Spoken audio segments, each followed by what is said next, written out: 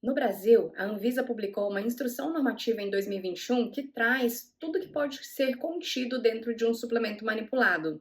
Então, dentro de um suplemento pode conter proteína, clara de ovo, fibras, ômega 3, EPA, DHA, minerais. Aqui você vê o inositol, substâncias bioativas como ácido clorogênico, café verde, extrato de café verde, curcumina, melatonina, enzimas, probióticos e assim por diante. Algumas dessas substâncias são o composto bioativo, ou seja, aquela matéria-prima que vai ter o efeito que nós estamos buscando ao colocar aquela substância na fórmula, seja para diminuição de resistência insulínica, para tratamento de dislipidemias, tratamento da dor e assim por diante. Dentro da cápsula ou da fórmula também existem componentes inertes, um composto natural ou sintético colocado dentro da cápsula para preservar aquela cápsula, para garantir estabilidade, melhorar algumas características. Então, imagina que a pessoa vai tomar o suplemento em xarope.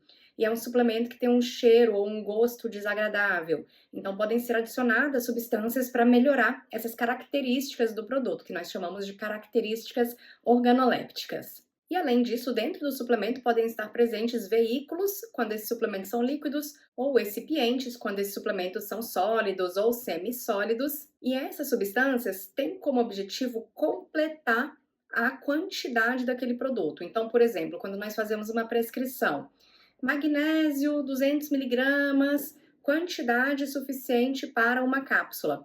Então, a cápsula, ela de repente não cabe apenas 200 miligramas, cabe 300. Então, 200 ele vai colocar ali de magnésio e ele vai completar aquela cápsula com 100 miligramas de outra coisa, para a cápsula não estourar, para não ficar mole demais, para não amassar e assim por diante. Então, algo que completa a cápsula. Algo que completa a cápsula pode ser muita coisa. Pode ser uma farinha, pode ser açúcar. Então, o nutricionista ou o médico geralmente deixam discriminados o que ele não quer que vá na cápsula, sem glúten, sem lactose, sem corantes artificiais e assim por diante. No Brasil é muito comum prescrevermos suplementos manipulados, mas aqui na Europa eu não tenho essa facilidade. Então, eu acabo utilizando suplementos prontos. Se eu ganhei um suplemento, é um suplemento multivitamínico e mineral. Então, a gente tem a descrição do que está disponível nesse produto, por exemplo, vitaminas A, C, D, E, tiamina, riboflavina, etc. Mas aqui embaixo a gente tem uma listinha de outras coisas que estão presentes dentro da cápsula. Então, nessa cápsula, por exemplo, tem 3 coisas que eu não gosto: celulose microcristalina, magnésio estearato e dióxido de silício. O que significa isso? No Brasil, muitas vezes tem algo que não é permitido aqui na Europa, que é o titânio, que também é péssimo. O que significa isso? Temos aqui um outro documento, o Formulário Nacional da Farmacopeia Brasileira, publicado em 2012. No anexo C, temos uma lista de substâncias que podem ser usadas nos produtos farmacêuticos e dentro dessa lista encontramos silício, seja como dióxido de silício e também os estearatos. Aqui não é a suplementação de magnésio, é algo que está sendo usado para complementar a cápsula de magnésio, assim como a celulose microcristalina. E o consumo crônico desses produtos contendo sílica podem causar problemas pulmonares em pessoas mais suscetíveis a isso.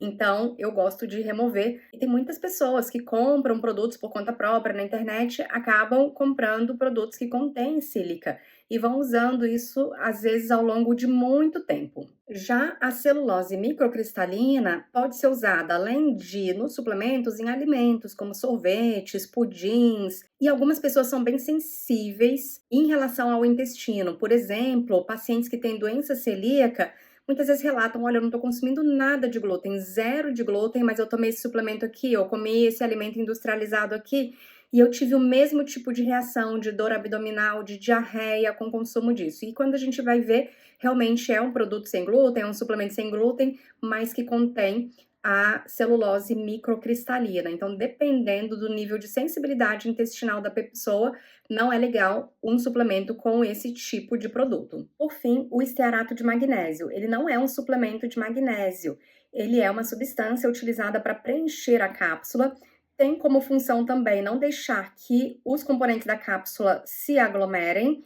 Em alguns produtos é utilizado como laxativo. Em altas doses, pode ajudar a formar biofilmes bacterianos. Então, a pessoa começa a ter uma multiplicação de bactérias E às vezes aquelas bactérias estão causando problemas gastrointestinais e a gente não consegue romper aquelas bactérias, matar aquelas bactérias, porque elas formam um biofilme em volta que é resistente muitas vezes até a antibiótico. Então, o estearato de magnésio ajuda a bactéria a formar esse biofilme. Então, para quem já tem desbiose ou quem tem de novo, um trato digestivo mais sensível, é um problema. Então, cápsulas com menos coisas são indicadas. O problema é que essas cápsulas com menos coisas duram menos. Geralmente a gente faz na farmácia de manipulação para 30 dias, e aí a pessoa tem que ficar repetindo. Quanto menos conservantes, corantes, produtos de enchimento da cápsula você está usando, muitas vezes menos aquele produto dura. Então, quando você compra um suplemento que dura 1 ano, 2 anos,